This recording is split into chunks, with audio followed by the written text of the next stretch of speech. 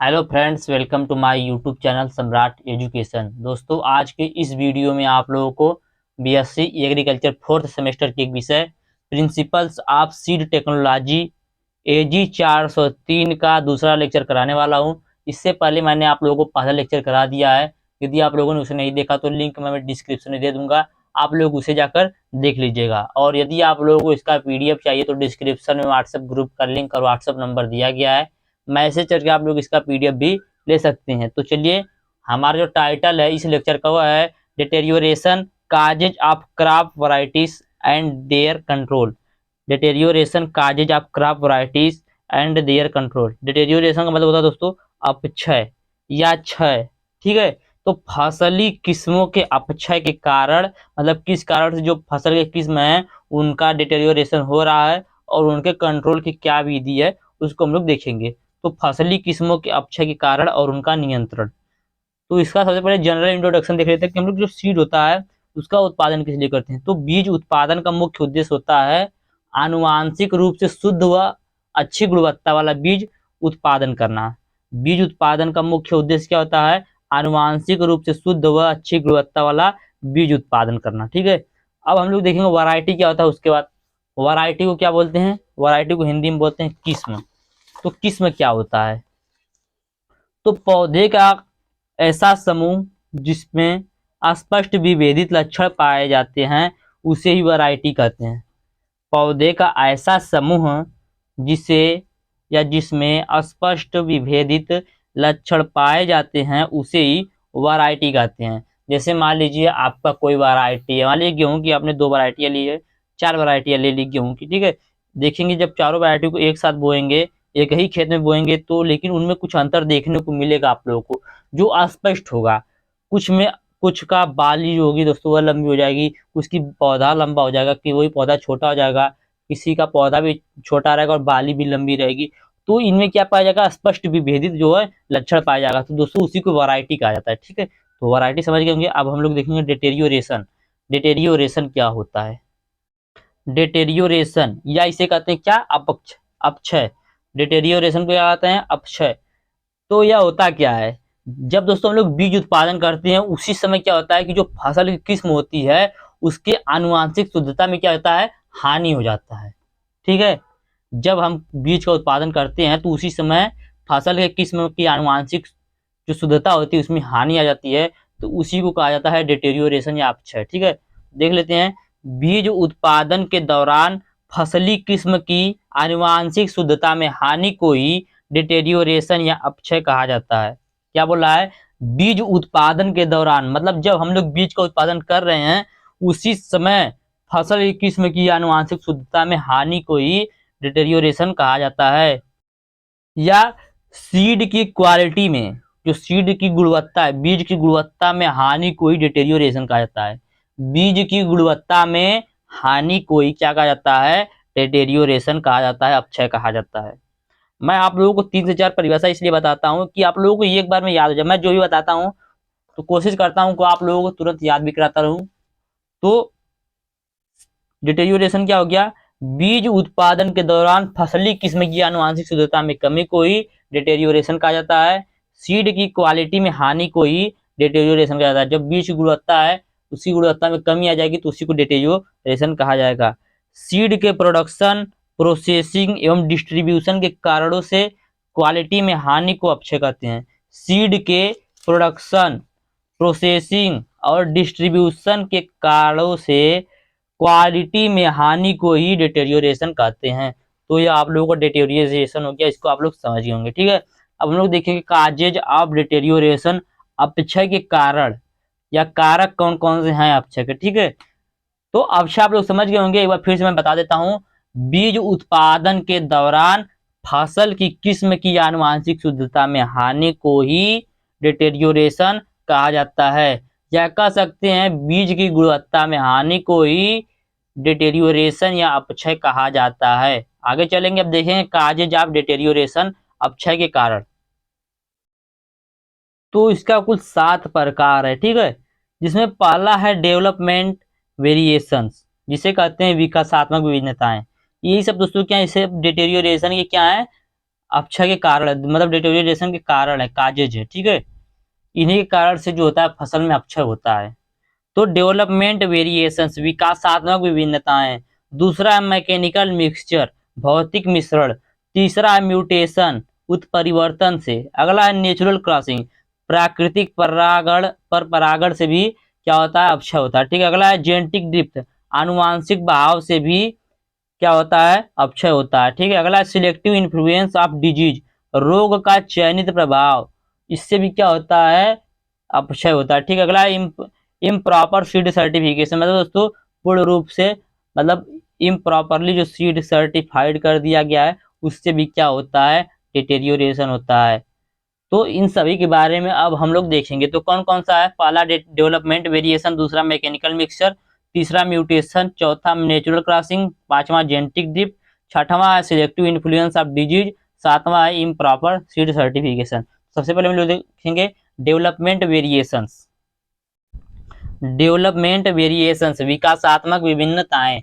तो development variations क्या होता है, जब दोस्तों बीज के जो फसल होते हैं उनको कठिन वातावरण में उगाया जाता है। जैसे दोस्तों कोई मान लीजिए बीज, उनको कठिन वातावरण की परिस्थिति में उगाया जाएगा और कई पीढ़ी तक उसे कठिन वातावरण की परिस्थिति में उगाया जाएगा, तो क्या हो जाएगा, उनके वृद्धि में और स्वभाव में विविधताएं आ जाएंगी, ठीक है दोस्तों। यही होता है क्या, डेवलपमेंट वेरिएशन। इस प्रकार से क्या होता है, विकास करते हुए पौधे में विविधता आ जाती है। इसके नियंत्रण के लिए क्या किया जाता है, इसे रोकने के लिए अनुकूलित वातावरण में फसल को उगाना चाहिए। तो देख लेते हैं डेवलपमेंट वेरिएशन क्या होता है। जब बीज फसलों को कठिन वातावरणीय परिस्थिति में उगाया जाता है। कठिन वातावरणीय परिस्थिति मतलब समझ रहे होंगे आप लोग कि थोड़ा सा कठिन, जैसे उसको क्लाइमेट चाहिए उस क्लाइमेट से हार्ड रहेगा, ठीक है। तो जब बीज फसल को कठिन वातावरणीय परिस्थिति में उगाया जाता है तो कई पीढ़ियों के पश्चात उनके स्वभाव में विविधता आ जाती है। इसे रोकने के लिए सदा अनुकूलित वातावरण में फसलों को उगाना चाहिए। तो यहाँ पर हम लोग दोनों देख रहे हैं, क्या क्या देख रहे हैं, हम लोग काजेज भी देख रहे हैं, मतलब causes of deterioration and their control को हम लोग देख रहे हैं, ठीक। तो हमारा पहला पॉइंट हो गया डेवलपमेंट वेरिएशंस। लास्ट में मैं इन सभी को एक बार जल्दी जल्दी बता दूंगा लेक्चर से। इसका दूसरा मैकेनिकल मिक्सचर, मैकेनिकल मिक्सचर जिसे हिंदी में क्या कहते हैं, भौतिक मिश्रण। तो इसमें पहला है फील्ड कंटेमिनेशन, फील्ड कंटेमिनेशन या खेत संदूषण। इसमें क्या होता है, जिसमें मान लीजिए आपका गेहूं का खेत था, ठीक है, गेहूं का खेत काटते समय उस समय जो गेहूं झड़ गया है, वह गेहूं जो है उसमें कोई नई फसल बोई जाएगी तो उसमें क्या होगा, उसका जार्मिनेशन होगा, अंकुरित होगा दोस्तों, उसी को कहा जाता है क्या, फील्ड कंटेमिनेशन या खेत संदूषण। अपने आप उगे बीज या नैसर्गिक पौधे, नैसर्गिक पौधे मतलब वही जो पुराना बीज आपका खेत में गिरा उसका जो पौधा प्राप्त तैयार हुआ है। तो अपने आप उगे बीज या नैसर्गिक पौधे अशुद्धियां उत्पन्न करते हैं। इसके बाद मैकेनिकल मिक्सचर में सीड ड्रिल। सीड ड्रिल भी दोस्तों जैसे होता है, सीड ड्रिल क्या होता है, एक मशीन होती है जिससे फसल की बुआई होती है। इससे दोस्तों जब 2 से 3 किस्म की बुआई के लिए एक ही बीज ड्रिल का प्रयोग किया जाता है, एक ही सीड ड्रिल का प्रयोग किया जाता है, तो क्या होता है उसमें अशुद्धियां आ जाती है। जैसे मान लीजिए आपने एक गेहूं की कोई अलग वैरायटी थी उसकी बुआई की, उसके बाद दूसरे वैरायटी की बुआई की, तीसरे वैरायटी की बुआई की, तो पहले का कुछ बीज 2-4 दाना उसमें रह जाएगा, दूसरे का भी कुछ रह जाएगा, तो इससे क्या होगा, तीनों में क्या आ जाएगी, विभिन्नताएं आ जाएंगी, अशुद्धियां आ जाएंगी। तो इस प्रकार सीड ड्रिल के द्वारा होता है। इन सभी से बचने के लिए हम लोग कुछ क्या कर सकते हैं, हम लोग यही कर सकते हैं कि फसल की वृद्धि की विभिन्न अवस्था पर हम लोग खेत की रोगिंग करें। रोगिंग मतलब क्या होता है, जैसे मान लीजिए हमने गेहूं की बुआई की है, अब गेहूं के खेत में हमारा जाम गया बाजरा, ठीक है, तो बाजरे को क्या करेंगे, उसमें से निकालेंगे, मतलब जो हमारे यूजफुल नहीं है उसको निकाल देंगे, तो उसी को रोगिंग कहते हैं।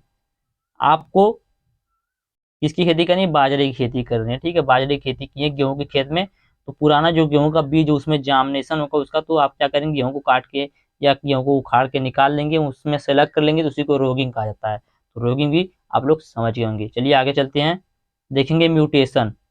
उम्मीद करते हैं आप लोगों को समझ में आ रहा होगा। म्यूटेशन उत्परिवर्तन, तो यह अधिक महत्व का तो नहीं है क्योंकि स्वतः उत्परिवर्तन बहुत कम उत्पन्न होता है। जो म्यूटेशन होता है यह बहुत अधिक महत्व का नहीं है, लेकिन क्यों, क्योंकि स्वतः उत्परिवर्तन जो होता है बहुत कम होता है। तो इसके नियंत्रण के लिए क्या किया जाता है, इसके नियंत्रण के लिए पौधे में दृश्य उत्परिवर्तन देखा जाए तो उसे रोगिंग के द्वारा हटा दिया जाता है। इसमें भी रोगिंग के द्वारा पौधे को हटा दिया जाता है, ठीक है। तो ये हो गया म्यूटेशन। म्यूटेशन के कारण क्या होता है, अपक्षय होता है। अगला नेचुरल क्रॉसिंग। नेचुरल क्रॉसिंग के द्वारा भी क्या होता है, अपक्षय होता है। नेचुरल क्रॉसिंग को हिंदी में क्या बोलते हैं, प्राकृतिक पर परागण। क्या बोलते हैं, प्राकृतिक पर परागण। तो लैंगिक रूप से प्रवर्धित फसलों में यह संदूषण का महत्वपूर्ण स्रोत है। लैंगिक रूप से प्रवर्धित फसलों में यह संदूषण, संदूषण मैंने अभी आप लोगों को बताया था कि अपने आप जो बीज उगते हैं या नैसर्गिक पौधे होते हैं वो अशुद्धियां उत्पन्न करते हैं, उसे बचने के लिए उनमें रोगिंग किया जाता है। तो वही बोल रहा है कि नेचुरल क्रॉसिंग क्या होता है, लैंगिक रूप से प्रवर्धित फसलों में यह संदूषण का महत्वपूर्ण स्रोत है। इसमें असंबंधित स्टॉक या जीन प्रारूप से जीन जो होते हैं वह फसल में समावेशित हो जाते हैं। क्या बोल रहा है, इसमें असंबंधित स्टॉक या जीन प्रारूप से जो जीन होते हैं वह जीन फसल में समावेशित हो जाते हैं। अगला, यह संदूषण प्राकृतिक पर निषेचन की मात्रा पर निर्भर करता है। कहाँ पर निर्भर करता है, प्राकृतिक पर निषेचन की मात्रा पर निर्भर करता है। इस समस्या से बचने के लिए हमें क्या करना चाहिए, पृथक्करण दूरी बनाकर रखना चाहिए। पृथक्करण दूरी क्या होता है, तो एक किस्म से दूसरे किस्म के बीच में जब हम कुछ दूरी का या कुछ अंतर रखते हैं तो दूसरी को कहा जाता है पृथक्करण दूरी या आइसोलेशन डिस्टेंस। ठीक है, तो अभी चलिए इसका कंट्रोल एक बार फिर से देख लीजिए इसको, नेचुरल क्रॉसिंग को। तो लैंगिक रूप से प्रवर्धित फसलों में यह संदूषण का महत्वपूर्ण स्रोत है। इसमें असंबंधित स्टॉक या जीन प्रारूप से जीन फसल में समावेशित हो जाते हैं। समझेंगे, जीन जो होता है वो प्रारूप से फसल में समावेशित हो जाता है। ठीक है, यह संदूषण प्राकृतिक पर निषेचन की मात्रा पर निर्भर करता है। इसके नियंत्रण के लिए या इस समस्या से बचने के लिए पृथक्करण दूरी बनाकर रखा जाता है। पृथक्करण दूरी क्या हो गया, एक किस्म से दूसरे किस्म के बीच में कुछ अंतर रहेगा, कुछ दूरी रहेगा, तो उसी को पृथक्करण दूरी कहा जाता है। आगे चलते हैं, देखते हैं जेनेटिक ड्रिफ्ट, आनुवांशिक बहाव। जब बीजों को बड़े क्षेत्रों में गुणित किया जाता है तो बीज की छोटी मात्राओं को लेकर अगले वर्ष बुआई के लिए संरक्षित करके रखते हैं। जब बीज को क्या किया जाता है, बड़े क्षेत्र में गुणित किया जाता है तो बीज की छोटी मात्राओं को लेकर अगले वर्ष बुआई के लिए संरक्षित करके रखते हैं। ठीक है, सैंपलिंग के कारण सभी जीन प्रारूप अगली पीढ़ी में प्रदर्शित नहीं हो पाते, जिससे आनुवांशिक संगठन में परिवर्तन आ जाता है। इसी को आनुवांशिक बहाव कहते हैं। तो यह हो गया जेनेटिक ड्रिफ्ट, इसको समझ गए होंगे। आगे चलते हैं, देखेंगे selective influence of disease. Selective influence of disease, इसका हिंदी में मतलब क्या है, इसका हिंदी में मतलब है रोग का चयनित प्रभाव। रोग का चयनित प्रभाव, तो यह क्या होता है, परडी रोग में संक्रमित प्रकाश संश्लेषी ऊतक से कार्बोहाइड्रेट की बहुत कम सप्लाई होने के कारण बीज आकार पर प्रभाव पड़ता है। क्या बोल रहा है कि परडी रोग में या परडी रोग से संक्रमित प्रकाश संश्लेषी ऊतक से, प्रकाश संश्लेषी ऊतक से क्या होता है, कार्बोहाइड्रेट की बहुत कम सप्लाई होने के कारण बीज के आकार पर प्रभाव पड़ता है। तो यह था सिलेक्टिव इन्फ्लुएंस ऑफ डिजीज। के नियंत्रण के लिए क्या किया जाता है, इस समस्या से बचने के लिए मुख्य कीटों और रोगों से उचित पादप सुरक्षा करनी चाहिए। क्या करनी चाहिए, इस समस्या से बचने के लिए मुख्य कीटों और रोगों से उचित पादप की सुरक्षा करनी चाहिए। आगे चलते हैं, improper seed certification. Improper seed certification यह प्रत्यक्ष अपक्षय का कारक नहीं है। यह दोस्तों जो है इम्प्रॉपर सीड सर्टिफिकेशन यह प्रत्यक्ष रूप से अपक्षय का कारण नहीं है, लेकिन मैंने आप लोग जो पिछला 6 बताया, जिसमें मैंने बताया development variation, mechanical mixture, mutation, natural crossing, genetic drift, selective influence of disease, इन 6 में से यदि कोई भी एक अपक्षय कर रहा है तो उसे बिना चेक किए ही बीज प्रमाणीकृत कर दिया गया, मतलब इनप्रॉपरली उसे सीड सर्टिफाइड कर दिया गया है। ठीक है, इसी कारण क्या हो रहा है, डिटेरियोरेशन हो रहा है। तो इम्प्रॉपर सीड सर्टिफिकेशन क्या होता है, यह प्रत्यक्ष अपक्षय का कारक नहीं है। यदि उपरोक्त 6 कारकों से कोई भी अपक्षय कर रहा हो तो बिना चेक किए ही बीज प्रमाणीकरण कर दिया जाए, फसली किस्मों का अपक्षय तभी हो सकता है। तो ये आपका जो लेक्चर था, second lecture, deterioration causes of crop varieties and their control, यह खत्म हो गया। मैं आप लोगों को एक बार जल्दी जल्दी सब बता देता हूं। तो सबसे पहले हम लोग देखेंगे कि वैरायटी क्या होता है। वैरायटी क्या होता है, पौधे का ऐसा समूह जिसमें अस्पष्ट विभेदित लक्षण पाए जाते हैं उसे वैरायटी कहते हैं। डिटेरियोरेशन क्या होता है, अपक्षय क्या होता है, बीज उत्पादन के दौरान फसली किस्म की आनुवांशिक शुद्धता में हानि को ही अपक्षय कहा जाता है। या सीड की क्वालिटी में हानि को क्या कहा जाता है, डिटेरियोरेशन कहा जाता है। इसका काजेज कौन कौन सा है, अपक्षय का कारण कौन कौन सा है, किस कारण से अपक्षय हो रहा है, तो इसके कुल 7 कारक हैं। कौन कौन सा, पहला डेवलपमेंट वेरिएशन, दूसरा मैकेनिकल मिक्सचर, तीसरा म्यूटेशन, चौथा नेचुरल क्रॉसिंग, पांचवा जेनेटिक ड्रिफ्ट, छठवां सिलेक्टिव इन्फ्लुएंस ऑफ डिजीज और सातवां इम्प्रॉपर सीड सर्टिफिकेशन। तो अब हम लोग इन सातों के बारे में देखेंगे। तो पहला था डेवलपमेंट वेरिएशन, विकासात्मक विभिन्नता। यह क्या होता है, जब बीज फसलों को कठिन वातावरणीय परिस्थिति में उगाया जाता है तो कई पीढ़ी के पश्चात उनके वृद्धि स्वभाव में क्या आ जाती है, विविधता आ जाती है। तो यही होता है डेवलपमेंट वेरिएशन। इसके नियंत्रण के लिए पौधे को या बीज को सदा अनुकूलित वातावरण में उगाना चाहिए। दूसरा था मैकेनिकल मिक्सचर, इसमें दो था, एक था फील्ड कंटेमिनेशन, खेत संदूषण, जिसमें क्या होता था, अपने आप उगे बीज या नैसर्गिक पौधे जो होते हैं वह अशुद्धियां उत्पन्न करते हैं, जिसके नियंत्रण के लिए क्या किया जाता है, खेत में रोगिंग किया जाता है। इसी में दूसरा था सीड ड्रिल, तो जब एक ही सीड ड्रिल से 2 से 3 किस्म की बुआई की जाती है तो उसमें क्या जाती है, अशुद्धियां उत्पन्न हो जाती हैं, जिसके लिए क्या किया जाता है, विभिन्न अवस्था पर रोगिंग किया जाना चाहिए। इसके बाद तीसरा था म्यूटेशन। तो म्यूटेशन जो होता है इसका अधिक महत्व तो नहीं है, क्योंकि यह स्वतः उत्परिवर्तन के कारण बहुत कम होता है, ठीक है। इसके नियंत्रण के लिए भी रोगिंग किया जाता है। अगला था नेचुरल क्रॉसिंग। नेचुरल क्रॉसिंग क्या होता है, यह लैंगिक रूप से प्रवर्धित फसलों में संदूषण का महत्वपूर्ण स्रोत होता है। इसमें क्या करता है दोस्तों, जो जीन प्रारूप होता है वह फसल में समावेशित हो जाता है, जीन प्रारूप फसल में समावेशित हो जाता है। इसके नियंत्रण के लिए क्या किया जाता है, इसके नियंत्रण के लिए पृथक्करण दूरी बनाए के रखनी चाहिए। पृथक्करण दूरी क्या होती है, एक किस्म से दूसरे किस्म के बीज के अंतर को ही पृथक्करण दूरी कहते हैं। इसके बाद था जेनेटिक ड्रिफ्ट। जब बीजों को बड़ी क्षेत्र में गुणित किया जाता है तो बीज की छोटी मात्राओं को लेकर अगले वर्ष बुआई के लिए संरक्षित करके रखते हैं, जिसके सैंपलिंग के कारण सभी जीन प्रारूप अगली पीढ़ी में प्रदर्शित नहीं हो पाते, जिससे आनुवांशिक संगठन में परिवर्तन आता है। इसी को आनुवांशिक बहाव या जेनेटिक ड्रिफ्ट कहते हैं। इसके बाद छठवां था सिलेक्टिव इन्फ्लुएंस ऑफ डिजीज। पर्णी रोग में संक्रमित प्रकाश संश्लेषी ऊतक से कार्बोहाइड्रेट की बहुत कम सप्लाई होने के कारण बीज के आकार पर प्रभाव पड़ता है, जिसके नियंत्रण के लिए क्या किया जाता है, मुख्य कीट व रोगों से उचित पादप सुरक्षा करनी जाती है, ठीक है। इसके बाद था इम्प्रॉपर सीड सर्टिफिकेशन। यह क्या होता है, तो यह प्रत्यक्ष अपक्षय का कारक नहीं है। यदि इन जो 6 कारक थे, पिछला वो 6 कारकों में से एक भी कारक के कारण अपक्षय हो रहा है तो मतलब यह सिद्ध है कि बिना बीज के प्रमाणीकरण के ही बीज को क्या किया गया है, सर्टिफाइड कर दिया गया है, तभी ऐसा हो रहा है। तो उम्मीद करते हैं आप लोगों को वीडियो अच्छा लगा होगा और समझ में भी आया होगा अच्छे तरीके से। तो वीडियो अच्छा लगा तो वीडियो को लाइक कीजिएगा, चैनल को सब्सक्राइब कीजिएगा और अपने दोस्तों के पास शेयर भी जरूर कीजिएगा। धन्यवाद, जय हिंद।